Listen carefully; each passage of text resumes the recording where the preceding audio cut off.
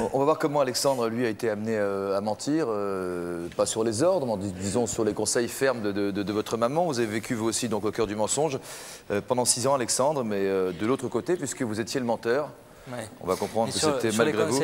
Sur les conseils fermes de ma mère, c'est assez dur parce qu'en fait, elle m'a jamais réellement dit mens. Quand il faut que j'établisse dès le départ, sinon on ne va pas comprendre. Lorsque ma mère, à 16 ans, a fait un premier enfant, donc ma sœur, et l'homme qui était avec l'a quittée. À partir de ce moment-là, elle a rencontré mon père et elle a fait un bébé avec, et c'est moi. Ensuite, ma mère l'a quittée. Lorsqu'elle m'a faite, ma mère est allée avec le cousin germain de mon père. Et oui, mais elle ne l'aimait plus. Bon. Donc ensuite, elle est allée avec mon père, mais lorsqu'à 8 ans, ils se sont séparés, elle est retournée avec. Donc j'ai été obligé de le cacher et de ne pas le dire. Donc il fallait cacher à votre père son cousin germain. Non, Cacher son cousin germain, non, je n'ai pas dit que son cousin germain était avec sa mère. Le cousin germain de qui? De mon père. De votre père. Ouais. Donc ils se connaissaient bien tous les deux? Ben oui, un peu, ouais. Ils ont fait toute leur enfance ensemble. Donc bon, et à partir de là, je ne pouvais pas le dire, j'étais à porte-à-faux. Si je le disais, j'avais ma mère qui me faisait, je pense, qui m'aurait fait certaines scènes. Mais qu'est-ce qu'elle vous disait quand un week-end sur 2, vous partiez voir votre père, par exemple? Ben, un week-end sur 2, elle me disait fais attention de ne pas faire de gaffe, etc. Et donc, bon, qu'est-ce que vous racontiez, vous, alors? Et ben, moi, en fait, au départ, mon père m'a posé la question, il m'a dit est-ce que ta mère s'est remise avec quelqu'un? Et donc, je lui ai dit oui, elle s'est remise avec quelqu'un, il s'appelle Arnaud, parce que je ne voulais pas citer le nom donc, de son cousin. Puis je passais devant un jardin public, donc j'ai dit Arnaud Desjardins. Depuis, il s'appelait Arnaud Desjardins, il ne pouvait plus changer de nom, là. Il ne pouvait plus changer de nom, alors il a fallu que je lui trouve un faux boulot, il a fallu que... Bon, j'avais 9 ans à l'époque. Hein. 9 ans, ouais. Ouais. Alors, qu'est-ce qu'il faisait comme boulot? Oh, mais je crois qu'il réparait des machines esthétiques. Ouais. J'étais... Bon, j'avais trouvé que ça à l'époque. Ouais. Peut-être que maintenant je trouverais mieux, mais je ne voudrais plus le faire, donc bon. Mais c'était lourd, parce que j'allais, mes grands-parents l'ont su, j'avais 12 ans. Lesquels grands-parents? Mes grands-parents du côté paternel. Ouais. Ils m'ont dit, surtout ne le dis pas, mais essaye d'éviter à la maison, parce que si ça rend compte, ça se passera mal. Donc bon, j'ai essayé de Donc là, tout le monde savait, sauf votre père, quoi. Sauf mon père. Ouais. Voilà, tout le monde savait, sauf mon père. Et c'est vous qui étiez au milieu? Et c'est moi qui étais au milieu. Jusqu'où vous êtes... Pardon. Toi, tu n'avais pas le choix. C'est pas toi qui as menti, en fin de compte, c'est ta famille. Parce que, en tant qu'enfant, tu ne pouvais pas réagir. Tu ne pouvais pas dire, ben non, vous allez tous la fermer, et puis moi, je vais dire la vérité. Là, je crois que je veux tu te serais retrouvé à la DAS. C'est vrai. Non, le jeune homme au pull orange. Mario. Ouais, je trouve que c'est génial qu'il ait réussi à faire du pognon sur la reine, sur le roi. Ça, c'est super. Non, mais c'est vrai, Madame la ministre, elle rigole, mais c'est vrai. Je trouve que c'est génial, quoi. Pourquoi mentir? Moi, si j'avais menti, que ça m'avait rapporté de l'argent, j'aurais été heureux. Ouais. Parce que là, ça vous a rapporté quoi? Là, j'ai menti, je souffrais, donc bon... Ça a duré combien de temps, ça? Ah, ça a duré entre 6 et 7 ans, à peu près. Puis j'ai ma tante qui est très croyante, chrétienne. Laquelle tante? Alors, du côté paternel encore. Donc la sœur de votre père? La sœur de mon père qui est très croyante et très proche de Dieu, etc., qui l'a dit à mon père, en fait, par rapport à Dieu, grâce à lui. En fait, c'était pour enlever le mal qu'elle avait en elle. Elle m'a dit, tu comprends, moi, j'ai pas pu garder le mensonge parce que je trahissais Dieu, quoi. Je pense qu'il faut pas mentir. J'arrive plus à mentir. Des fois, je suis trop franc. J'ai mon ami dans le public Christian. Il me dit, tu ne devrais pas mentir. Je me perds. Mais bon, c'est pas grave. Il me dit, tu devrais pas être trop franc, quoi. Tu devrais savoir mentir des fois aux gens. Et là, je l'ai vu, moi, j'ai discuté avec tout le monde, sauf la ministre qui arrive après, mais bon, c'est normal, madame la ministre.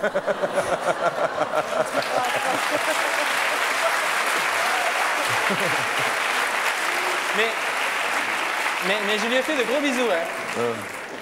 J'ai fait de gros bisous parce que c'est une ministre, quand même, on n'a pas tous les jours l'occasion de la voir. Bon, comme vous même, hein. Je vous ferai pas de bisous. Hein. Je vous remercie. Bon.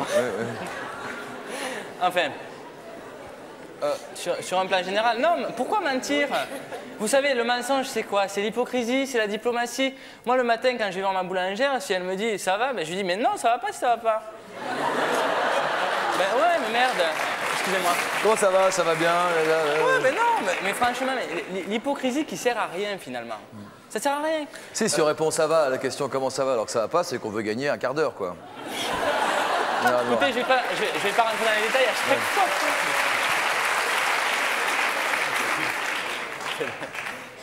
Ça sert à rien, peut-être de s'établir à chaque fois. Mais bon, je préfère ne pas mentir que d'être hypocrite. On va revenir un peu à l'histoire, juste pour bien essayer de la cerner ensemble, si c'est possible. Ouais. Donc, vous avez menti pendant combien d'années? 7 ans. Pendant 7 ans, Je préfère rire que pleurer, je le dis, parce que j'avais peur. Hein. Vous aviez entre quel âge et quel âge? Alors, entre 7 et 15 ans, quoi, entre 7 et 14 ans? Non, j'avais entre 8 et 15 ans. 8 et 15 ans. J'ai 19 ans maintenant, hein. D'accord. Vous avez 19 ans, vous êtes majeur. Majeur et vacciné. Vous avez le droit de dire ce que vous voulez, je veux dire. Oui.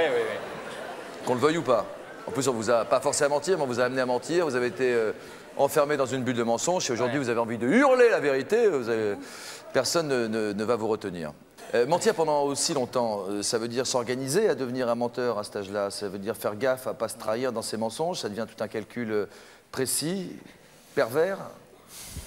Peut-être pas de la perversion, mais c'est très dur parce qu'en fait, lorsqu'on arrive des fois, on a envie de dire non, écoute, j'ai plus envie de mentir. Et vous avez menti jusqu'où là? Parce que pour l'instant, il répare des machines d'esthétique et après, qu'est-ce qu'il a... J'ai menti jusqu'à 15 ans, là, jusqu'à que ma tante qui croit en Dieu le dise. Vous lui avez inventé une histoire complète à cet homme-là? Vous avez été plus loin dans votre mensonge? Vous avez vraiment créé une personne? J'étais obligé de rentrer en profondeur parce qu'en fait, il ne me laissait pas de cadeaux tous les week-ends lorsque j'y allais. Il m'harcelait, il me disait bon, alors il est comment, c'est qui, dis-moi où il travaille, je vais aller le voir, etc. Donc là, vous êtes obligé d'inventer un gros mensonge. Il est à Montpellier, il est baraqué, etc. Parce que, je cite la ville. Hein. Alors, il l'a appris parce que sa sœur le lui a dit. Pourquoi vous le tapez? Non, parce que c'est un petit code entre nous. Vous connaissez depuis longtemps tous les deux? Ah, depuis ce soir, écoutez, c'est extraordinaire. On fait des rencontres fabuleuses. C'est quoi le petit code entre vous? Je lui ai dit, en étant honnête, si j'ai peur, prends-moi la main. Voilà, si j'ai peur de craquer. Donc, bon. Donc il l'a pris directement par sa sœur qui est venue lui dire. Ouais. Lui, donc c'est l'a mal pris vis-à-vis de vous, vis-à-vis de votre mère et vis-à-vis de votre cousin Germain, ça s'est passé comment? Lorsqu'ils l'ont appris, en fait, ils m'ont demandé à moi si c'était de ma faute. Qui? Ben, ma mère et mon beau-père, ils m'ont demandé est-ce que... J'ai dit ben non, moi j'ai rien dit, ça s'est trouvé comme ça, quoi. En plus, on vous a demandé si c'était de votre faute à vous? Ouais. Et bon, c'est pas grave, c'est passé maintenant. Ouais. Enfin, ça vous touche, hein, visiblement, quand même. Ben, ça me touche parce qu'en fait, j'ai essayé de le cacher dans mon entourage amical et familial pendant longtemps parce que bon, moi j'aime bien écouter les autres, mais parler de moi, j'aime pas. Donc... Cachez bien votre jeu, hein. Ouais. Merci. Non, du tout. Je préfère écouter les autres, discuter avec les autres de tout et de n'importe quoi, en gros, mais de parler de mes problèmes, c'est... Non, j'ai essayé de le préserver. En venant ici, je me suis libéré. Voilà. J'ai dit que vous étiez fâché avec votre père au début de l'émission. Vous êtes fâché avec votre père? Complet, ouais. Vous le voyez plus? Non, je ne veux plus le voir. Avec votre mère et votre beau-père? Et avec votre mère et avec votre beau-père? Non, je ne suis pas fâché. Ah, ça va? Ça va très bien, oui. Ouais. Ils ont compris que ce n'était pas de votre faute? Non, ils ont compris que ce n'était pas de ma faute, Est-ce etc. qu'ils ont compris que c'était un peu de la leur, si je peux me permettre? C'était la leur. Pour moi, ma mère n'a rien à se reprocher, en fait, parce qu'elle m'a... Oh, pardon. Elle m'a... J'ai pas l'habitude des micros, mais elle m'a jamais réellement mis un ultimatum, elle m'a jamais réellement dit ne le dis pas. Non, mais elle t'a dit fais attention, ne dis rien quand même. À partir du moment où on ment, on fait du mal le jour où la vérité se sait. Donc pourquoi passer par 4 chemins? Être franc tout de suite. Moi, c'est ça les problèmes que j'ai eus avec les amis petites et encore aujourd'hui. C'est que je suis trop directe, étant donné que je ne supporte pas le mensonge. Autant faire, de toute façon, je ferais du mal en annonçant la nouvelle. Alors autant le faire tout de suite et pas attendre, quoi. Parce que quand on souffre, après avoir su un mensonge, on souffre encore plus. On souffre déjà d'avoir été lésé, et puis on souffre de la vérité, en fin de compte. Donc la souffrance est 2 fois plus forte. Lorsque tu commets un mensonge et qu'en fait, dans le truc, dans l'histoire, moi, j'essaye de voir les choses telles qu'elles sont, oui. Et j'arrive pas à me placer, tu vois. J'arrive pas à me dire est-ce que tu as eu raison, est-ce que tu as eu tort, malgré tout. Parce qu'on me reproche de tous les côtés, tu vois. Lorsque je vais chez mon père, du moins lorsque j'allais, pardon, mon père me disait tu ressembles à ton beau-père, donc à mon cousin. Lorsque je vais chez ma mère, il me dit tu ressembles à ton père. Faire la part des choses est très difficile. À ton père. S'il y a un truc qui n'est pas de votre faute, c'est bien celui-là en tout cas, hein, ça c'est sûr. Mais je crois que tous les enfants divorcés ont vécu peu ou prou quelque chose comme ça. Parce que tu as été élevé par lui, et tu ressembles à son cousin parce que c'est lui qui t'a conçu en fin de compte. Donc forcément, il y a des ressemblances des deux côtés. Non? C'est pas son cousin qui l'a conçu. Non, c'est pas lui, hein, je veux pas que ça soit Miguel. Non, parce Il que me là, parle pas. là, si vous êtes en train de lui apprendre ça aujourd'hui, là, c'est le monde qui s'écroule. Ah ouais. Sérieux, si c'est lui qui m'a pas reçu, je vais plus chez ma mère. Là. Parce qu'un père avec lequel j'aurais pas eu de contact, mais non, entre guillemets. C'est vrai que c'était compliqué parce que j'ai des difficultés à m'exprimer, donc bon. Eh ben, moi aussi. Vous cachez bien votre jeu. Philippe Gueluc, vous vouliez intervenir? Oui, deux secondes, Jean-Luc, parce que je vous sens hésitant. Et faut-il dire la vérité? Et quand faut-il la dire? Et je me demandais, moi qui ai appris certaines choses sur le conducteur de l'émission, vous allez leur révéler à quel moment à vos invités qu'en réalité ils sont tous frères et sœurs.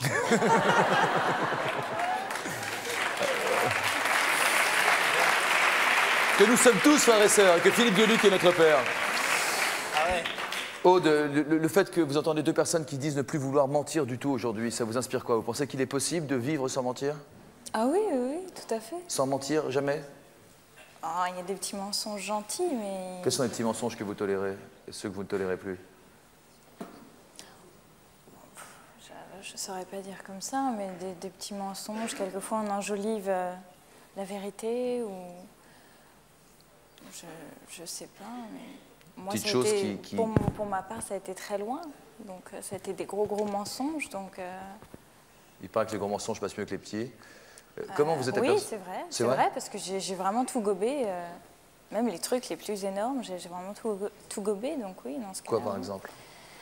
Il s'agissait de votre compagnon avec qui vous êtes resté pendant Oui. combien de temps? Pendant 2 ans. 2 ans, oui. Et puis, le premier mensonge, c'était la mort de son cousin. Il est rentré un soir en sang, blessé, en me demandant de ne poser aucune question, juste de le soigner. Donc, au départ, j'ai accepté ça. Je l'aimais vraiment aveuglément. Donc, je me suis contentée de le soigner et je me disais que, de toute façon, si je posais des questions, il ne me répondrait pas. Donc, j'attendrais qu'il le dise. Et donc, après, il m'a dit que son cousin était mort et qu'il devait aller le venger. Et c'est pourquoi il était blessé, parce qu'il passait toutes les soirées à aller dans une cité quelconque pour venger son cousin. C'était fait mal tout seul, vous pensez? Je me pose la question. Maintenant, je pense peut-être oui. Quoi d'autre comme mensonge? Le deuxième plus gros, ah oui, c'était... en fait, au tout début, lorsque je l'ai rencontré, il m'a dit qu'il avait un frère qui avait 1 an de plus que lui, qui vivait aux États-Unis. Et comme moi, je travaillais pour une compagnie aérienne, j'avais réussi à avoir des billets d'avion pour aller là-bas. Et peu de temps avant de partir, il est rentré à la maison avec une mine décomposée et il m'a dit mon frère s'est fait assassiner. Ouais. Encore une fois. Et vous l'avez gobé? Ouais, bah oui, pourquoi mentir? Non, bien sûr que j'ai gobé. Surtout qu'à la maison, on suivit une période de deuil où il fallait pas manger certaines choses, on ne pouvait pas faire certaines choses. Il n'allait plus en cours, il devait repartir en Afrique pour enterrer son frère. Donc oui, moi j'ai tout gobé, bien sûr, et on a pleuré des nuits entières. Il y en a eu beaucoup des mensonges comme cela, parce qu'il n'a pas fait assassiner toute sa famille quand même. Non, le mensonge d'après, mais qui a été le plus gros, c'était juste à la période de la mort de mon père. Je venais de perdre mon père, donc j'étais dans une période très très très difficile. J'avais énormément besoin de lui et il disparaissait sans arrêt. Et en fait, il est parti 3-4 jours, je crois. Et il est rentré, donc pareil, avec les yeux de fou, la mine déconfite. Et il m'a dit, il va falloir que tu sois forte. Donc là, avec tout ce que je venais de subir, je me suis dit, qu'est-ce que ça va être? Et pareil, je l'ai tanné pendant des heures pour savoir. Et il a fini par me dire, je suis condamnée, je ne passerai pas l'année, je vais mourir. Donc, petit problème autour de la mort, lui, visiblement. Quoi. Oui, apparemment, oui. Oh, pas que ça. Hein. Là, je vous dis les gros mensonges. Hein. Et il avait quoi comme maladie, là? Alors, il avait un œdème au cerveau et il était condamné. Donc, alors là, je ne mangeais plus, je dormais plus, je passais ma vie à l'attendre. Surtout qu'il m'avait donné une échéance. Il m'avait dit, je ne passerai pas l'année. Donc, on était en novembre. Il restait, en gros, 1 mois et demi à vivre. Donc, j'attendais les jours et chaque jour, quand il revenait à la maison, j'étais soulagée, quoi. J'étais vraiment heureuse, je l'aurais presque attaché pour qu'il reste à la maison, pour pas qu'il reparte. Parce que quand il me disait je vais chercher du pain, il repartait pour 6-7 jours. C'était l'horreur. Donc vraiment, quand la fin de l'année est passée et que j'ai fait le jour de l'an toute seule, j'étais soulagée parce qu'il était en vie. Mais lorsqu'il est allé acheter le pain pendant 7 jours, tu n'as pas vu qu'il était mytho, quoi? Ben, c'est pas aussi simple. Ben, s'il revient 7 jours après avec la baguette... Rassis. Ouais. Non, mais ben, je sais pas quoi dire. Je me suis aperçue bien Vous sûr étiez qu'il y avait un amoureuse, vous étiez problème. follement amoureuse, Ouais. non? Oui, complètement, mais vraiment passionnément. Et oui, j'aurais été prête à mourir pour lui, j'aurais fait n'importe quoi pour lui. Vraiment, je voulais le sauver. Je me suis rendu compte qu'il avait un problème. Je me suis rendu compte de ses mensonges très tard, mais quand je m'en suis rendu compte, j'ai voulu l'aider. Ça a été ma première réaction. Mais c'était quoi le but de ces mensonges-là? Parce qu'on ne comprend pas très bien. On a l'impression Je ne qu'il sais essayait de toujours pas. focaliser Je ne sais l'attention pas. vers lui, ou il avait peur que vous ne l'aimiez pas assez, ou... Pourtant, vous l'aimiez follement. Ouais, je Ou alors crois il que- avait Non, je crois que c'est d'autres plus- relations plus par profond ailleurs. encore. C'était Ah bon. vraiment, c'est presque pathologique chez lui, Ouais, je crois. ouais, Hein. ouais. Quand vous lui demandiez des explications, est-ce qu'il se drapait dans sa dignité? Est-ce qu'il essayait d'embrouiller encore un peu plus ses mensonges? Ah non, c'était très simple, c'était ne me pose pas de questions, moins t'en sais, mieux ce sera, genre secret d'État. Des fois, il arrivait avec un pistolet à la maison. Ah bon? Ah oui, il disait, il faut que je le cache, on me poursuit, je vais partir en Allemagne, on veut ma peau. Il avait un boulot, cet homme, et qu'est-ce qu'il faisait dans la vie? Alors, il partait, quand j'étais plus avec lui, je le voyais très souvent partir en costume cravate, donc il travaillait soi-disant dans un très grand hôtel parisien. Donc je le voyais partir en costard-cravate, ce qui n'est pas du tout cette tenue habituelle. Donc pourquoi pas, il partait avec un bloc-notes, un stylo, pourquoi pas. Et en fait, avec sa mère, on s'est renseigné et il n'a jamais travaillé là-bas. C'était un copain à lui et il s'était approprié l'histoire. D'accord. Donc je me disais, mais qu'est-ce qu'il faisait toute la journée en costard-cravate, où il allait C'est plausible, hein, le bloc-notes, le stylo, tout ça, ça fait sérieux tout d'un coup. Hein. Dites pas à ma mère que je fais de la télé, elle me croit pianiste dans un bordel comme des autres. Et comment ça s'est terminé, cette histoire alors? Avec lui? Ouais. Ça s'est terminé qu'en fait, il y a eu une première fois quand j'ai su qu'il menait une double vie. Donc il y a eu une première fois où là, je suis partie. Et puis il est revenu me chercher en me disant qu'il voulait un enfant avec moi, qu'il m'aimait, etc. Et là, j'y ai cru. Et ça a recommencé, les mêmes histoires. Et là, j'ai décidé de fuir aux États-Unis. Mais là-bas, j'ai appris que j'étais enceinte. Donc, je suis revenue en France. Et puis, je lui ai dit que j'étais enceinte, il voulait que j'avorte. Et donc, moi, j'ai décidé de garder l'enfant. Et j'ai juste appelé sa copine pour lui dire ce qu'il en était, qu'elle soit quand même un peu au courant. Et c'est là qu'en fait, on s'est séparés. Il n'y a pas eu vraiment de... C'était pas vraiment dit. Elle t'a dit quoi, sa copine? Elle m'a pas cru, on m'a traité de tous les noms. De toute façon, C'était toi la mytho, en fait. Oui, complètement, oui, c'est moi. Il disait que j'étais une fille qui le harcelait, que je le poursuivais dans la rue. Non, je disais au début de l'émission, vous avez du mal à croire les hommes maintenant. C'est vrai qu'a priori, vous les regardez de travers? Non, mais c'est devenu presque une obsession. Tant que ça reste amical comme ça, oui, pourquoi pas, c'est tout à fait possible, mais... Dès qu'on arrive au stade des promesses ou des projections dans l'avenir? Non, je mène une enquête, c'est un gros travail d'investigation, j'emmène mes copines là-dedans. Pour être sûr qu'ils ne baratinent pas. Ouais. Et vous en avez déjà rencontré des qui ne mentent pas? Je sais pas. Ça dépend, c'est relatif. Mais moi, j'ai une question. Oui, peut-être. Si un jour, enfin, je sais pas, ta fille, est-ce qu'elle sait qui est son père? Ah oui, elle le voit assez elle le voit irrégulièrement, mais elle le voit. Et lui, est-ce qu'il pense que, est-ce qu'il veut bien croire qu'il est bien le père? Est-ce qu'il s'invente pas Ah oui, encore il une sait, autre il vie sait. qu'il raconte à ta fille? Non, il sait qu'il est le père, ça. Il t'as n'a pas- aucun doute là-dessus. T'as pas peur qu'un jour il lui raconte un truc complètement absurde et puis qu'elle en subisse les conséquences justement parce qu'il est Si, bizarre, si, quoi. c'est pour ça que le peu de fois où ils se sont vus seuls, ça me posait problème parce que j'ai toujours peur qu'il lui invente des histoires et que de toute façon il le fera parce qu'il n'arrive pas à dire la vérité, c'est impossible pour lui pour tout ce qu'il Et raconte. plus tard, tu penses qu'ils vont garder les mêmes relations? Tu vas pas t'opposer au fait qu'ils se voient? C'est une question que je me pose sans cesse, c'est est-ce qu'elle doit le voir ou pas le voir? C'est